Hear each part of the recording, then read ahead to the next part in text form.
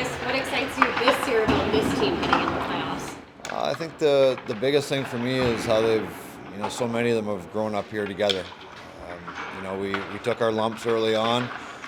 We've taken some steps the last couple of years with some playoff experience, but I think now we're in a better position now to compete, and we've added some pieces to help with that. But I just think that it's exciting when you do it together and you kind of come through the process. Do you feel like it's kind of like the last crack with this good of a squad to get it done this year?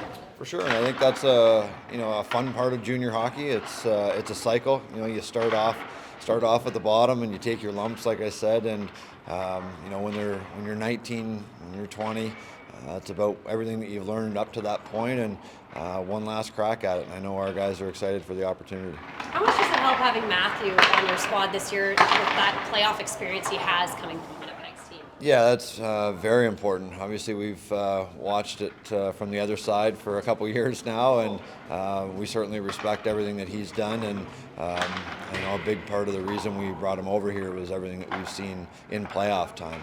He does it with the puck, he does it without the puck, and I know he's as excited as anybody to have one final crack at it. But he's going to be real important down the stretch here. What can you say about the Brandon squad you're going to face? Well, we have a pretty good book on them, and they have a pretty good book on us. 10 times over the course of the year, including exhibition. So, everything with them, it's taking away their transition. They're very good off the rush.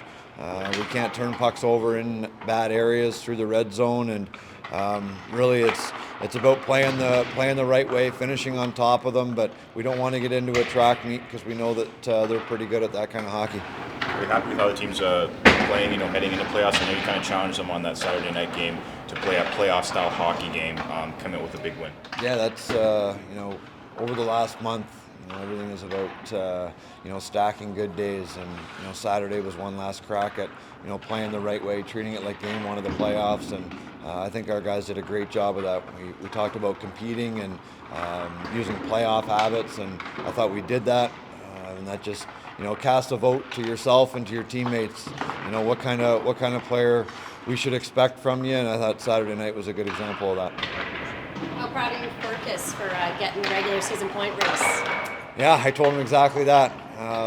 He's a guy that, we see all the skill and everything that he's done over the course of, 4 years here. But, he had a tough stretch too around Christmas time. I know he had high aspirations with the World Junior team, not making the initial roster and then going over there late, not getting an opportunity.